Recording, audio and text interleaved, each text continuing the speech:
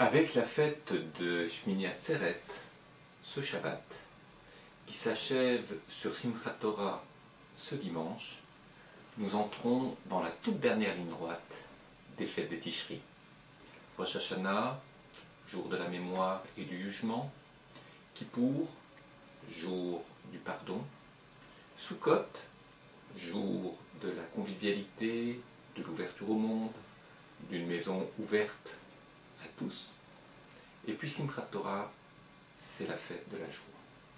Il est normal d'ailleurs de finir les fêtes des Tishri par quelque chose de très heureux. Parce que le repentir n'est pas accessible à tous. Se repentir nécessite une vie intérieure, exige beaucoup de gravité, de prise de conscience.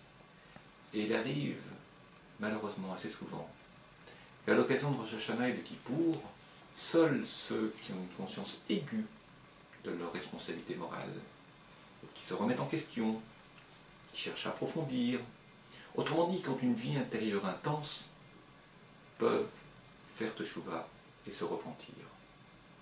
Alors il y a une deuxième chose, une deuxième chance, devrais-je dire, qui est offerte, comme l'enseignait le Rav Kook, à ceux qui n'ont pas su profiter des fêtes austères de Rosh Hashanah et de Kippour pour se repentir, et qui trouvent en Sukkot, et surtout Shmini Atzeret, Simchat Torah, une deuxième, j'allais presque dire une dernière occasion de se repentir. Et ils ne le font pas par la prière, ils le font par l'ouverture au monde, ils le font par l'accueil, ils le font par le respect des autres, ils le font par la joie.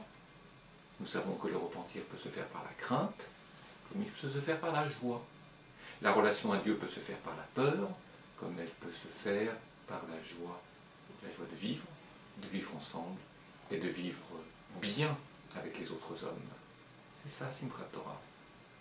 C'est cela d'autant qu'à Shmini Atzeret, nous avons lu dans la paracha, c'est-à-dire dans la section du Sefer Torah, des rouleaux de la Torah, la part qui importe à Shmini Atzeret, nous avons lu qu'Israël, à l'époque du Temple, offrait des sacrifices, des taureaux, au nombre de 70, au même nombre que les nations sur la terre, avec les langues, les 70 langues, les 70 cultures, les 70 manières d'être homme, les 70 juges du Sanhédrin.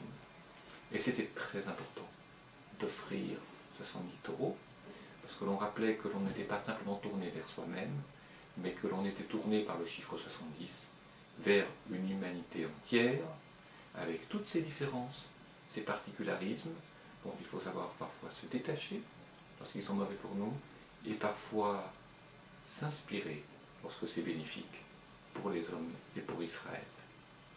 Alors cette ouverture sur les 70 nations, sur les 70 manières d'être homme, mais aussi avec Simchat Torah, la joie dans la Torah, la joie grâce à la Torah, la joie autour de la Torah, tout cela donne à ces fêtes, tout d'abord, un sens du vivre ensemble, mais aussi une véritable joie, un vrai bonheur d'être juif.